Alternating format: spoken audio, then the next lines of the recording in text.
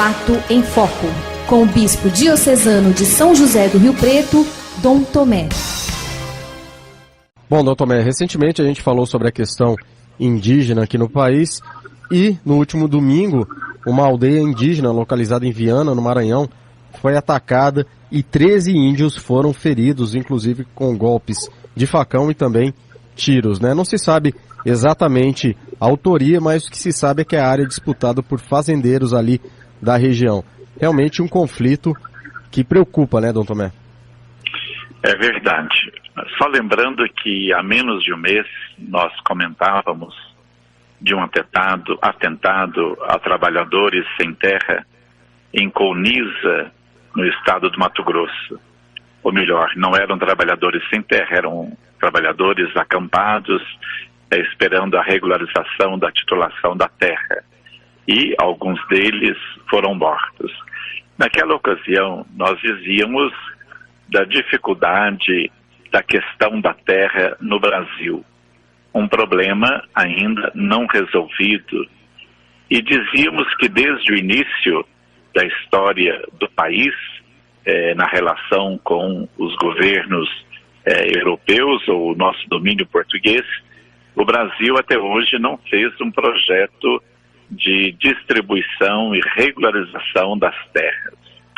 E isto acontece também com a população indígena originária no Brasil. Por isso, continuamente, nós enfrentamos conflitos de interesses entre comunidades indígenas e fazendeiros, sobretudo. Há, de um lado, o desejo das comunidades indígenas de terem áreas maiores para a sua sobrevivência, uma vez que a sua cultura ou o seu modo de vida exige grandes espaços, e espaços não só de terra limpa, mas espaço também de florestas. E, por outro lado, temos um setor, uma parte da sociedade, que acredita que os índios já possuem terras demais e que uma parte dessas terras poderiam se tornar mais produtivas diante do crescimento do agronegócio no país. Ora, nós não queremos entrar aqui no mérito desta questão, mas nós lembramos para mostrar que estes dois modos de ver uma única realidade acabam gerando conflitos, violência e algumas vezes até morte. Nós vamos sentindo que nos últimos governos, mesmo do presidente Lula, da presidente Dilma e agora do presidente Temer, houve um arrefecimento ou uma diminuição de intensidade no desejo de regularizar a posse pelos índios das suas terras ou a delimitação das suas terras. E nos casos em que isso aconteceu, como em Roraima, acabou gerando uma série de conflitos, porque muitos fazendeiros ou sitiantes ou trabalhadores não receberam a devida compensação para reorganizarem a sua vida. O que aconteceu no domingo, no Maranhão, no município de Viana, um distrito denominado de Bahias, é que uma etnia dos índios, intitulado Gamela, estavam já há algum tempo em conflito com os fazendeiros, justamente por questão de posse e uso da terra.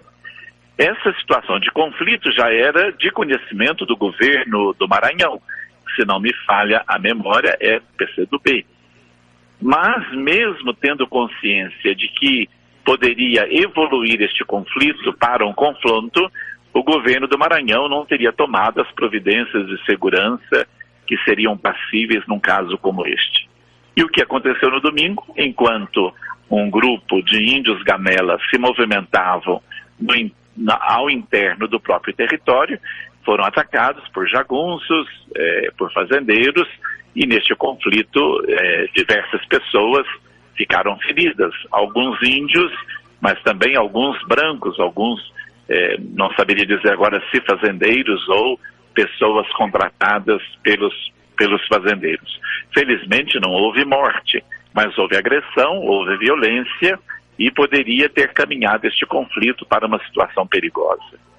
Ora, embora nós no noroeste do estado de São Paulo não tenhamos comunidades indígenas muito próximas e não tenhamos este problema de terra para os índios ou conflito de terras com comunidades indígenas, é bom nós lembrarmos deste fato, para a gente poder não esquecer que o Brasil tem este problema de posse e titulação da terra que ainda não foi resolvido, seja para trabalhadores sem terra, seja também para comunidades indígenas e também para comunidades negras chamadas quilombolas.